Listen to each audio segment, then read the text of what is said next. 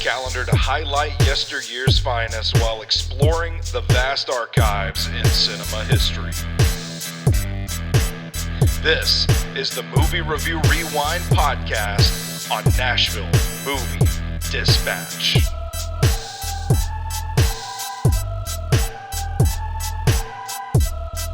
Welcome back for another episode of the Movie Review Rewind podcast right here on Nashville Movie Dispatch. I'll be your host for the show, the EIC at Sobros Network, Big Natural Stoney Keeley.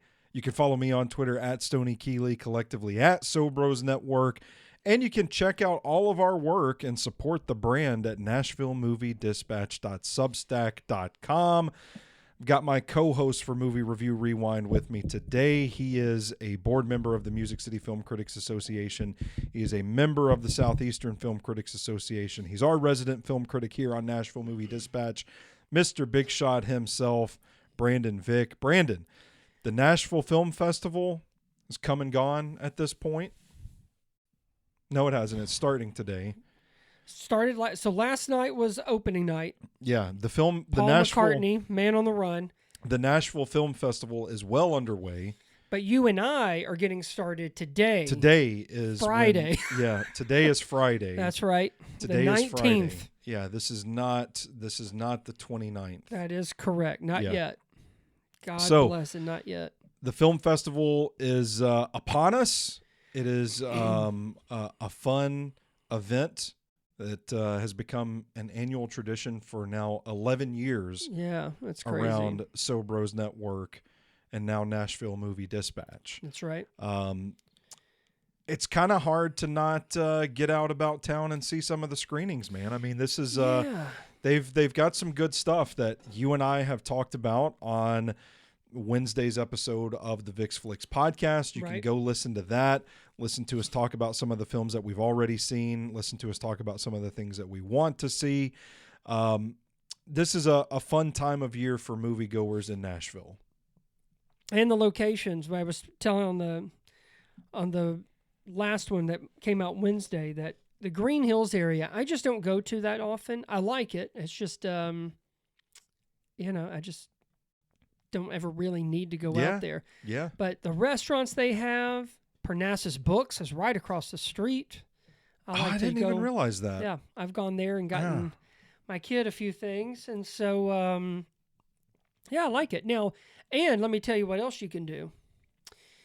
Sometimes you can get a beer at Regal. Yeah. During it. But you can also go to Emmy Squared, sit at the bar, and get a tiny bomb for $5. How about that? And I have sat there and have either written stuff or I remember football was on at some time, and sometimes I'll just have a beer and a meatball. That's a hell of an afternoon. You know? A beer and a meatball. Yep. Yeah.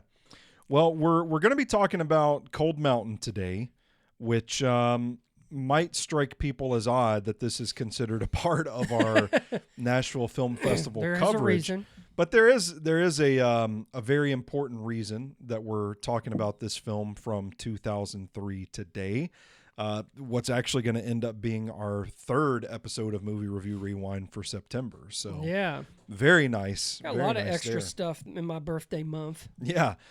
The Nashville Film Festival, as a part of its activities, will be hosting an event called Nicole Kidman, Where Art Meets Home in Nashville. And the event will be followed by a screening of, you guessed it, Cold Mountain. Brandon and I thought it would be a hell of an opportunity to relive this film.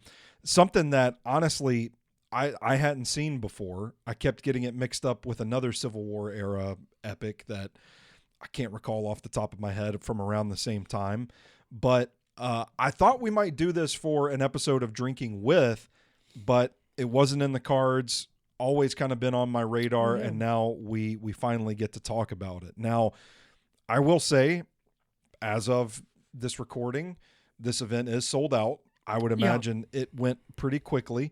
Scheduled for this Sunday, September 21st, 5:15 p.m. at the CMA Theater in the Country Music Hall of Fame and Museum. That's a pretty small place, isn't it? That's what I was kind of wondering. Like if it, I've never been in there. Concerts, they have concerts there. So maybe it's like 100, 200 people, maybe? Yeah, I don't know. I've never been to the country. To be a Nashville native, I've never been to the Country Music Hall of Fame. I've never been to the theater. I've been there. I've never even been there. Oh, my gosh. I mean, I've been drunk out on the sidewalk in front of it waiting Sure. for a lift to I don't know pick if me that up. counts, though. Yeah, I don't think it I don't does. think it does. A little bit about this event, and the reason I still share it is because, I mean, you never know. You could check tickets. Maybe somebody backs out the day of and something opens up. Well, actually, no. It says complimentary tickets to this event are available exclusively to Icon badge holders.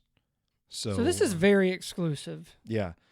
Join the Nashville Film Festival and the Country Music Hall of Fame and Museum. It does say all other badge holders must purchase tickets. Oh, maybe that's what it is. It's So- free for the Icon badge holders. Yes, and then everybody else. So it's, I guess, basically badge holders are the ones who got in.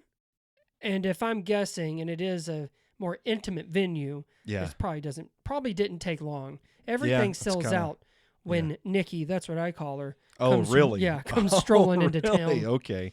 It's a special screening and conversation with Academy Award winner, actress, producer, and local film industry advocate Nicole Kidman.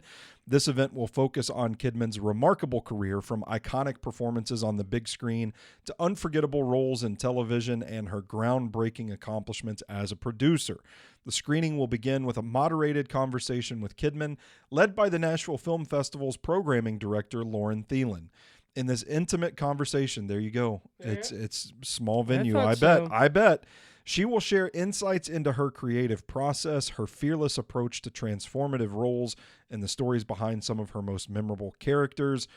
Afterwards, you gonna get to watch Cold Mountain up in that piece. Mm-hmm. So that's, I mean, listen, that sounds like a wonderful evening. To tack that onto the film festival, I think is pretty cool. And listen, she's a big time movie star. I was about to So- say, like, just I mean, she loves doing stuff in Nashville. She's been to the Belcourt 3 or 4 times, like as a thing. I saw her and Keith at the Belcourt just seeing a movie once. I was about to say, doesn't she just go there just to see And movies? she's gone to the film festival and gone because I'll have you know, I did not volunteer, but someone told me, hey, can you walk him to Theater 4? And I realized I was walking Keith Urban to go find his wife, Nicole Kidman. How about that? And we talked about how I talked about how I saw him at the Belcourt and I was seeing Che with Benicio del Toro and Steven Soderbergh.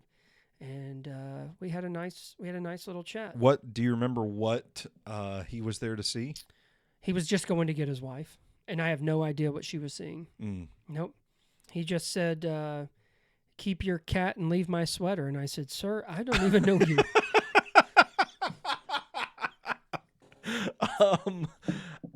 Saying that about Nicole Kidman is true. Like, she does kind of feel like one of the last real movie stars, like in the classic sense. Yeah.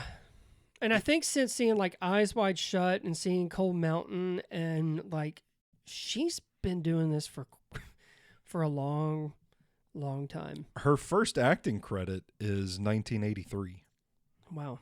And I think she's been in probably 100 movies, it looks like. I remember thinking, I think at first, like in Days of Thunder, which I believe is where she met Tom Cruise. And that was 1990, if I'm not mistaken. Yeah, 1990. Yeah, and then I'm Batman Forever. Batman Forever, and then... That's when I first, like, remember seeing her. I mean, I don't even know, like, Practical Magic, Eyes Wide Shut, Moulin Rouge, The Others, which will actually have a spooky season episode of Movie Review Rewind coming up. Is that when we talked about our Nicole Kidman Mount Rushmore? Because I don't know that you can't, like, that's a difficult task. I'm sure we did. At some point, I think we have, because we've talked because about... I think you put the others up there. Yeah.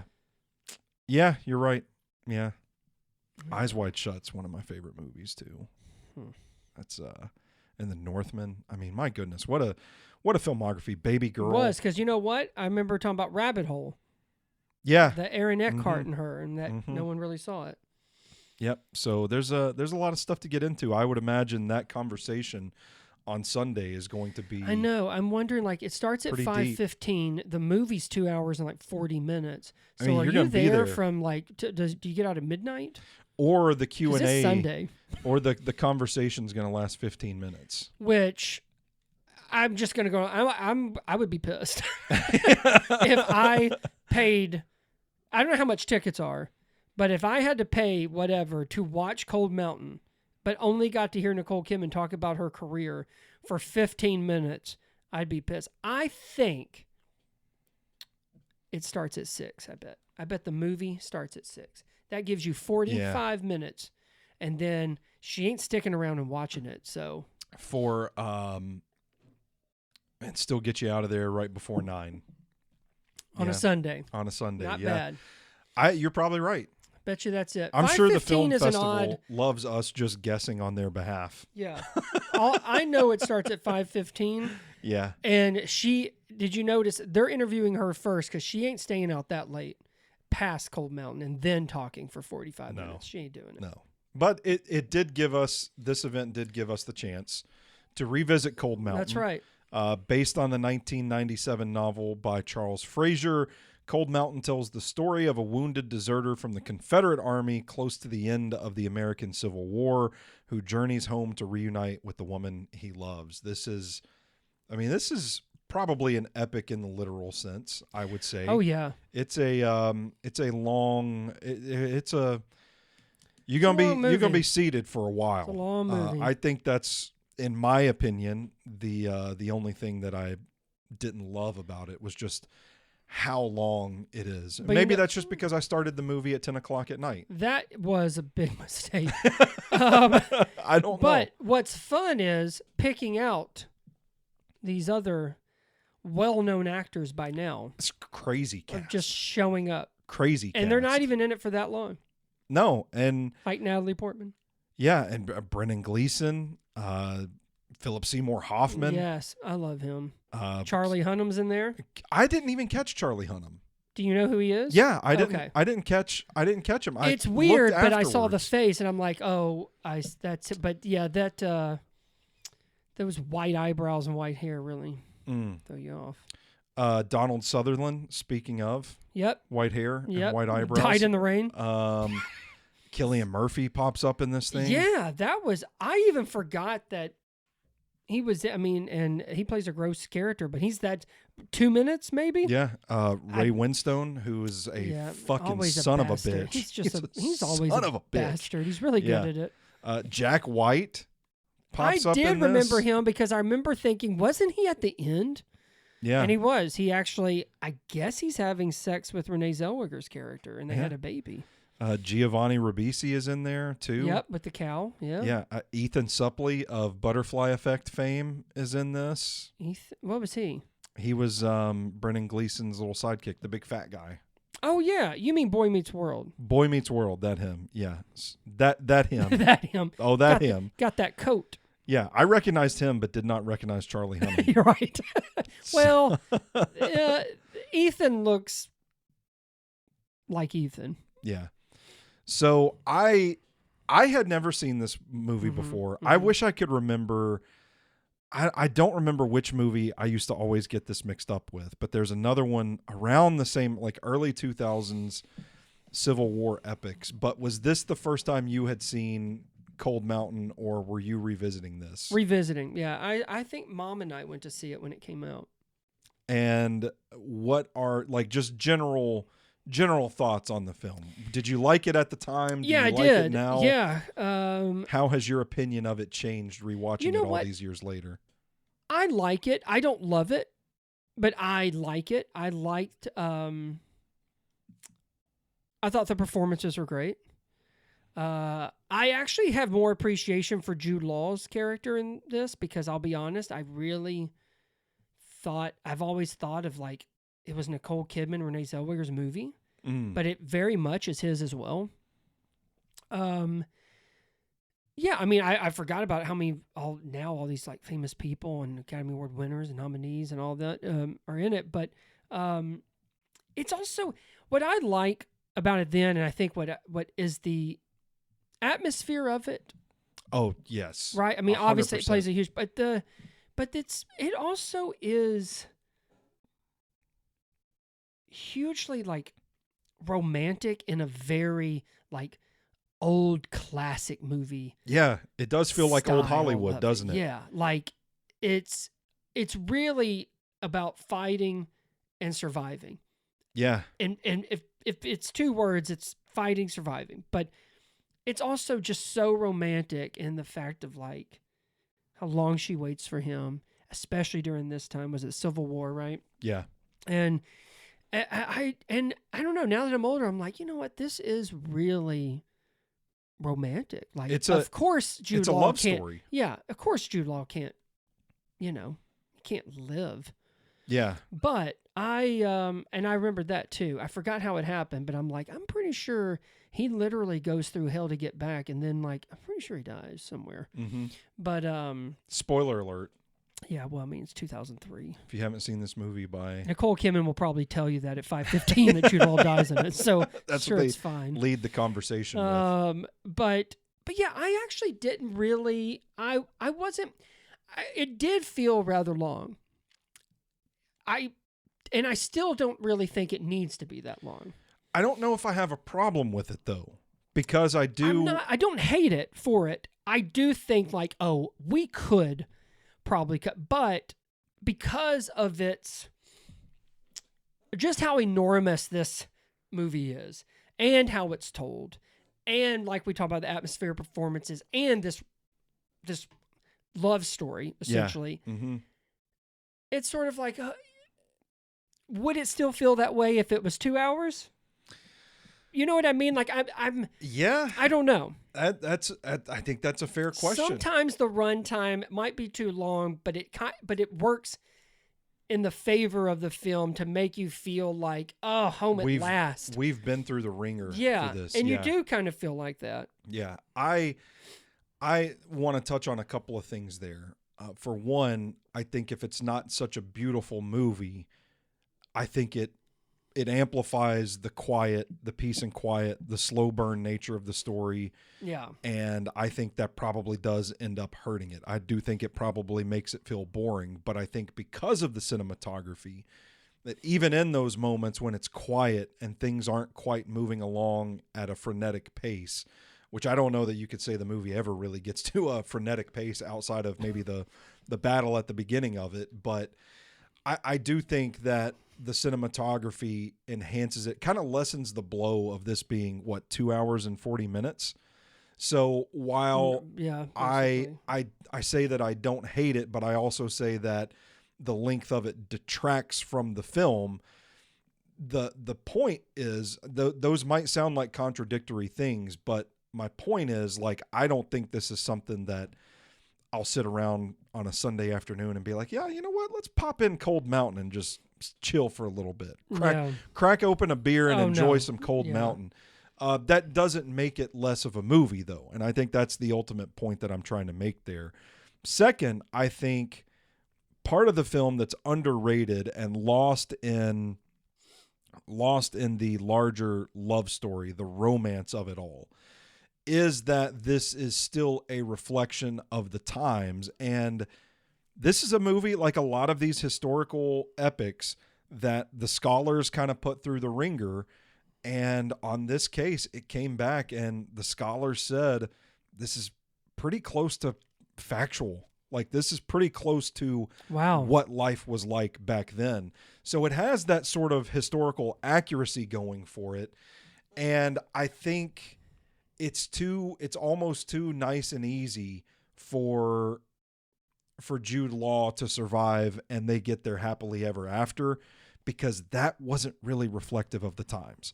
And so I think his death at the end is particularly effective because you see the great adversity he overcomes in the name of love, right? But it's still such a brutal time in history that, like, you just don't live that long. And I thought in that case, in that sense, I was fine without it, and I was fine without the happily ever after ending. Yeah, which you still get, just probably not in the way that you in a fairy tale ending. But I do think that adds that element of realism to it that enhances the film. And I think it speaks a lot to, I mean, the stack is decked against, The deck is The stacked the stack is against decked. Nicole Kidman's character because after her father passes, clearly, like, she can't even buy meat. And Yeah. of course, men are after her, and she's waiting, hoping that he's not Fucking Ray that he's Winston. not dead. Yeah. And then here comes, Renee Zellweger's come in, and she Very has powerful. got bigger performance. balls than most of the men that are around Yeah. there. Yeah. And she is, tells it like it is. I think her character's based in Cookeville or Fairview. Okay. And I think that's Okay. in my notes. Yeah, very well. But what they went through, and then it just goes to show you kind of this whole transformation, especially women protecting each other, but then also showing, like, there's a thing with what is a sheep. And what Nicole Kidman couldn't do before because she needed a man, basically. Yeah. To who she is at the end of Mm-hmm. the film, I think is great too. Well, let's get into the acting because I think there's. Can I chime in one thing, because you were talking about the cinematography and everything, Mhm. and I had to do some looking up. But John Seeley is a Mhm. cinematographer, and I saw that he has been nominated 5 times for an Oscar. And his first one, he did Witness, Okay. he did Rain Man, Oh shit. he did The English Patient, and he actually won for The English Patient. Which was also the same writer and director of Anthony Cold Mountain. Minghella, Yeah. yep, Okay. who has passed. Cold Mountain, he was nominated. Oh, And his last nomination was for Mad Max Fury Road. how about that? So, but now, yes, the performances. He was also the cinematographer on my favorite movie of all time, Dead Poet Society. Oh, So damn. what a resume. Yeah, well, he did win for The English Patient. I was about to say, like, did I win. hope Yeah, I yeah. hope this man He won for that, and his last Has an nomination came in almost, about 10 years ago, 2015, Mad Max Fury Road. Yeah, what a run. Yeah, that's What did you think about Renee Zellweger's acting in this? I loved it. You know what? I liked it. Sometimes it almost seemed like maybe it was too much. Mm. But I think it's just the delivery. Like she stuck out so much that I'm almost like, is this like a heightened thing more than like, like I get where like I kind of felt like it was. I kind of felt like she brought an energy that the film really needed. she does. Now that is true. Now, Because it's a lot of sullen, dark, Yes, quiet yes. characters. and all the other women are basically in this type of oppression and feel like they're only defined by the man they're with. yeah, And she's not. yeah, Which clearly has helped Nicole Kidman survive while yeah. he's been Mhm. trying to find his way back. But there were some scenes, and I wish I could remember the exact thing, but I just felt like, are we like overdoing it a bit? Like when she first comes in, but and again, she's a firecracker, and the story needs it. But then my second thought was, would you think she would win an Oscar for that? I could see it. Yeah, I mean, she I mean, does. She I did. I feel like it's. I feel like she is. Like, man, It's a very standout when she shows performance. up, it does kind of feel like we need There's a some shift. we need some new juice. Like, we can't keep this going for 2 hours and 40 minutes Right. and expect me to hang Right. on And in she there. comes in at like about an hour in. Yeah, something like that. it's pretty deep into the film. I remember people saying, dude, that, it wasn't just the Oscar. I mean, if you go back and look at that awards, she won fucking everything. well, yeah, but here's for the that. thing. And I kind of think this is true. I feel like they were making up for her not winning for Chicago. Really? So then she came with this, and I mean, you've got all the power players to be, right? Because Jude Law gets nominated. Anthony Minghella is an Oscar winner. I mean, clearly, cinematographer's an Oscar winner. I mean, so, and she Damn. gets that showy, I think I said stand out, but standoffish role where she's, set shit on fire, so to speak. yeah. So she's highly noticeable. And I liked her, and I totally agree. She's an energy that movie needed, and she comes in probably about the right time. That year's Best Actor field at the Oscars was loaded.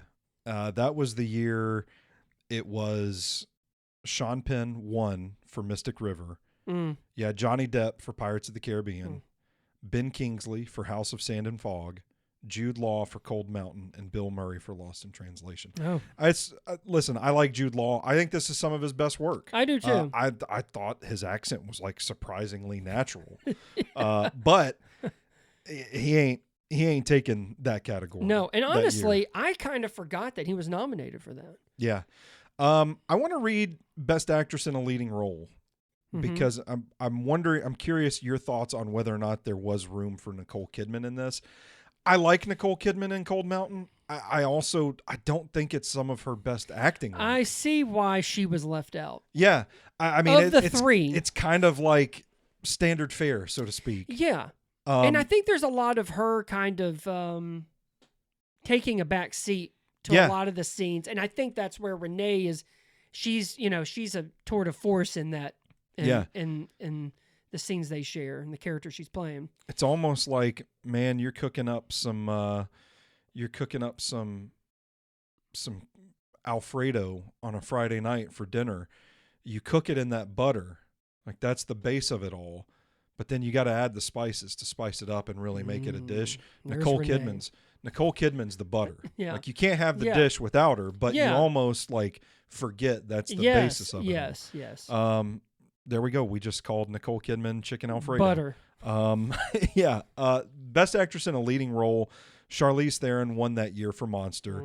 You had Keisha Castle Hughes for Whale Rider nominated, Diane Keaton for Something's Gotta Give, Samantha Morton for In America, and Naomi Watts for 21 Grams. So that's pretty loaded field as well. Yeah. I get the justification. I do too. I get leaving Nicole Kidman out of that. Too. Now we flip to Best Actress in a Supporting Role, which Renee Zellweger won for Cold Mountain. I'm going to butcher her name. Shore. Oh, she's from House of Sand and Fog. Yeah. Yeah. Agdashlu. I don't know. Patricia Clarkson for Pieces of April, Marcia Gay Harden for Mystic River, and Holly Hunter for 13. Yeah. So what do you think about that field? Does that kind of put it into perspective? Like, is that why Renee Zellweger won? Again, I think she just had the more noticeable role in that. And some would argue, coming in at an hour, she's in every scene from then on. Yeah. Some of these other ladies, they ain't. Marcia Gay Harden is not in more than half of Mystic River. Yeah. You know what I mean? Yeah. I think Holly Hunter and Marcia Gay Harden for me. I get the nomination. The win, I do sort of feel like, hey, we didn't get, she didn't get anything for this. And again, she's already done, I think, Bridget Jones. I mean, this isn't her first time. So I kind of felt like, and it is a role that seems like you could reward her with this kind of role. Yeah. Too. Yeah. I think the competition, I think she kind of got lucky, even though she went on to win another Oscar. So what else did she win for? She won Best Actress for Judy. That's right. Yeah. Okay. Which some people basically act like the movie wasn't as good, but she was. So yeah. Which, that happens. Yeah. That happens. But this one, I think the film really does elevate everybody. Who else from this cast? I mean, there's like legendary actors popping up. Ray Weinstein is a bastard, but I'm going to so tell you, good. he is. And He's so good. I don't know, like, if you haven't seen Sexy Beast with Ben Kingsley and him, I highly recommend that movie. I haven't seen it. And I like him in The Departed, obviously. Oh, yeah. He's great in Sexy Beast. I liked Brendan Gleeson. I did too. Philip Seymour Hoffman. Yes, he was my favorite. And they cut his hair. Yeah, and Saw. That Natalie Portman's fine, but for me it was Philip Seymour Hoffman and Brendan Gleeson kind of go along with what we were talking about as Renee Zellweger. You've got this like really good, strong, firm story, but it just needs a little juice sometimes. And Hoffman brought like some humor that You know. And I think that's where those are the moments where you see a little variety and it makes this film a little more dynamic than it would otherwise be. I agree. But I was surprised. It felt like every 5 minutes somebody else was popping up. Like, oh, hey, there's that person. There's this person. Yeah. Yeah. It's kind of funny as a moment in time kind of thing, too, to look back and think, yeah, I mean, I guess this is where a lot of their careers were at the time. Yeah. It's like, well, you have to keep in mind, Anthony Minghella is a big deal. I mean, this is 2003. Yeah. English Patient was just 1999. We're not too far out from that. So, and you're going to be a part of a film with him, and you're talking about, the production crew on top of the cast. I mean, I could see why Natalie Portman takes something like that. I could see why Cillian Murphy takes something like that. But what's crazy is what all of these actors would end up being. Yeah. Like it was just like Philip Seymour Hoffman, what? Boogie Nights, Magnolia, that's all happened because Magnolia's 99. That's all happened. So, I mean, you know what I mean? But then, like, to go on to see what he'll do, and then, of course, as we watch stuff, it makes me miss him. But when we did the PTA podcast and watching everything that he had done with that. The master. But then, And then, but like Cillian Murphy, like, you think you see that guy, which 28 days later, maybe? That was it. And that was also 2003. Yeah. So it's not like that had time to breathe and for him to become that star. But he worked with Danny Boyle and Anthony Minghella. Yeah, so there's something to be said by that. But yeah, I love Brendan Gleeson. I don't know where I got lost in it, but I thought Brendan Gleeson was her husband at first, Renee's husband. And then when she said daddy later, I'm like, oh, that makes way. I'm happy to hear that, actually, because I was thinking, but back then, I mean, Nicole Kidman wouldn't be with Ray Winstone anyway. No. Come on. No way. I mean, I don't know. He does have something about him. Big burly man. A big burly man. I mean, but you see who she was attracted to, the handsome Jude Law. Yeah. Always those handsome Jude Law types. Get the girl. This movie was made on a budget of $79 million. That makes sense.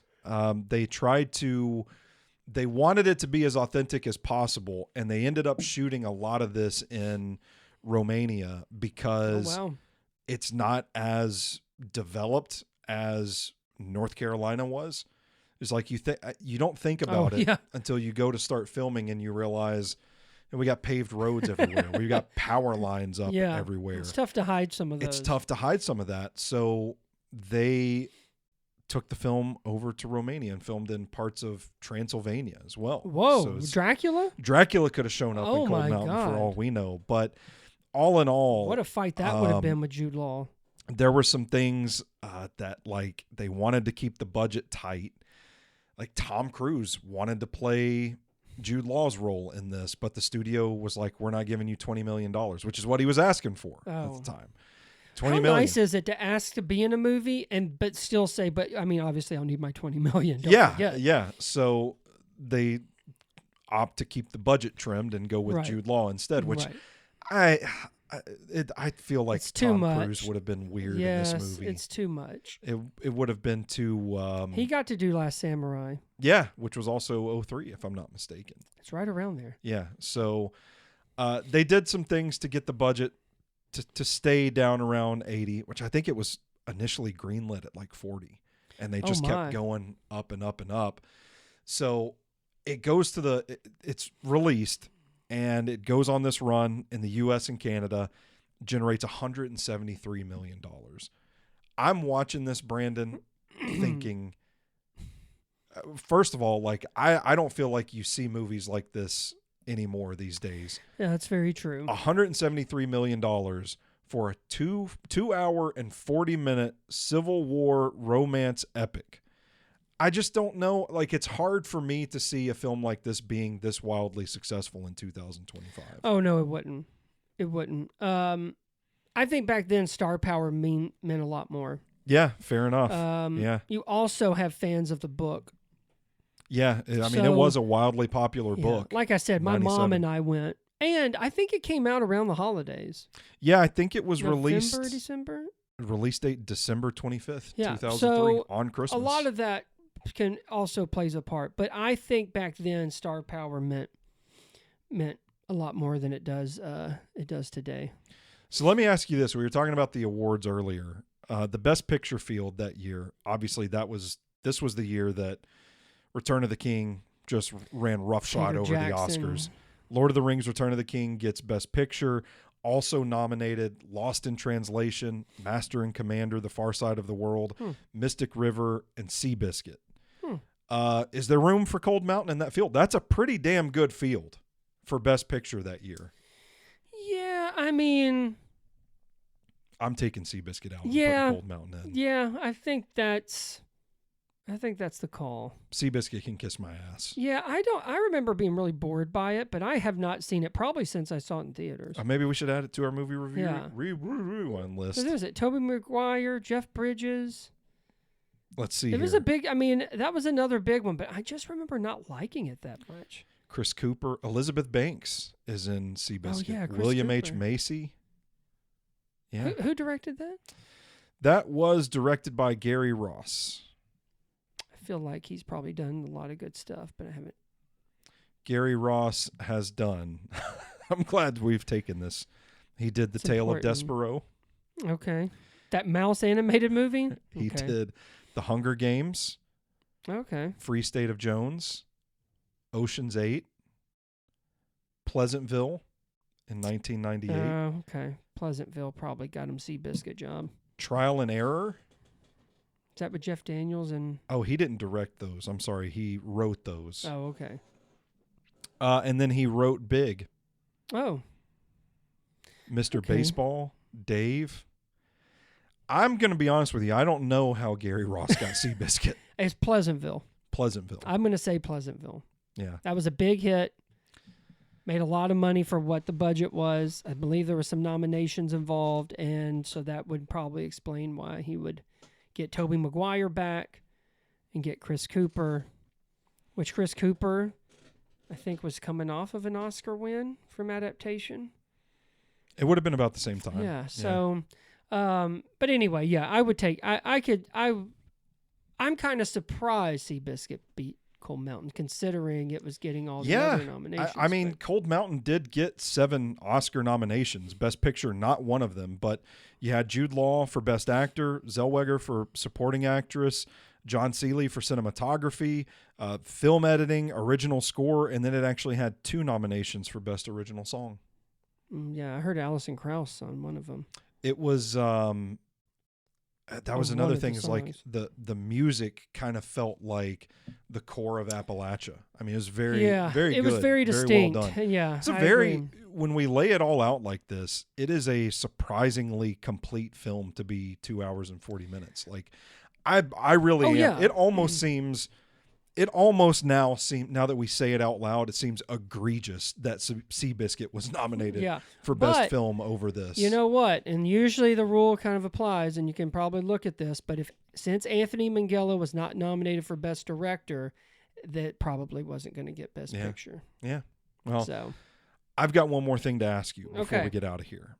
This might be somewhat controversial, but I feel like okay, we're grandfathered in because we're almost 39 years old. right. There's a lot of younger people that are watching this film and just completely rejecting the premise solely because Jude Law's character fought for the Confederacy. Oh, I see. I personally think that it actually enhances the movie that he fought for the Confederacy, because I think it shows how truly complicated things were back then. Yeah, And that it's not just all black and white. It's not, choose your I mean, words I know- carefully. well, I was going to say that can mean many things, but I- yeah, I mean, I think that if it wasn't the Confederacy, I'm not quite sure. I think the film does a good job of portraying that, like, not everybody was so gung-ho. Like, we don't even hear Yeah. like Jude Law talking about wanting to fight in this war. No. And it Yeah, goes back to like the historical accuracy of it, Yeah. is that you kind of get the sense that like he chooses her over the war. There are some people in the little town that are ecstatic that they want the war and they Yeah. want to go fight. And he kind of pretends when he walks out Yeah. When it's first saying we're going to war. Yeah. But obviously, and I think I think the main thing that you get out of it is whatever side, the horrors of war. Yeah. Is what it is. But also, you're right. Him basically a deserter. Yeah. Trying to go back to her because I think there is this realization that it's not worth it. Like it's not worth fighting what he's this war. all seen and has and was there and endured. It's not worth it. So I mean, to me, like everybody's titled to their opinion, but I don't know. I just don't think that is. I don't think you're really displaying good critical thinking skills to believe I don't that. even know why that's a bit. Why would that? I don't even.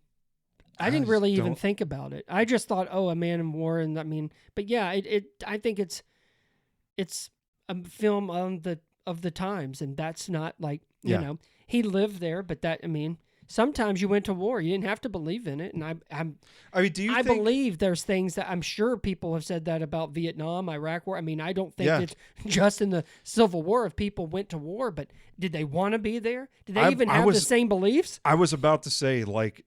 Is there a moment in this film where you think Jude Law's character, man, this guy just really wants to go to war? This guy really understands what they're fighting for, right? And like I don't know. It's a complex ideal, and like I said, I mean, people are entitled to their opinion, but I don't really think it's fair for this film to draw criticism from younger generations for that reason. It seems like you're reaching a little bit and not really like I said, it might be more than a little bit. lack of critical thinking there. Yeah. Well, I agree with that. That's all I got. Do you have a star rating for Cold Mountain? I'd say 3.5 or 4.